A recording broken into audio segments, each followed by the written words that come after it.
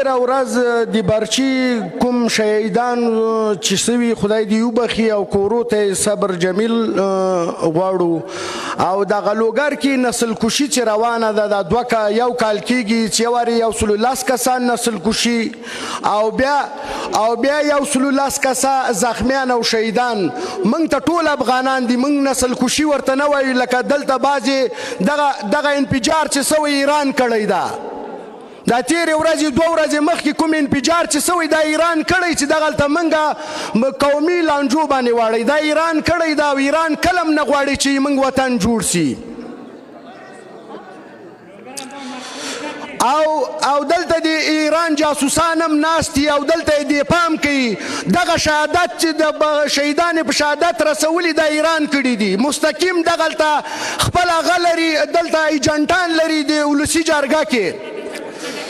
او راځم دومه موضوع دا د رئیس صاحب تا ته وایم توجه سه. که دا چېرته ولسي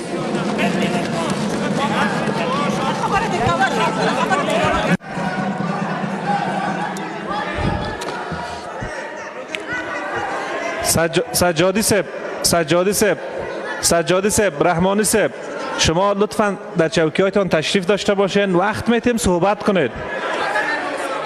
ببینید ناصری صاحب، جلیلی صاحب، سجادی صاحب لطفاً. منشی صاحب. بله رئیس صاحب بشنام. منشی صاحب میشنام رئیس صاحب.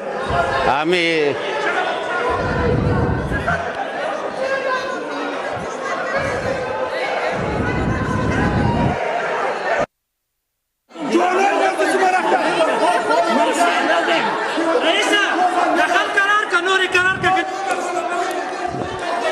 مقبل صاحب شما بشینه.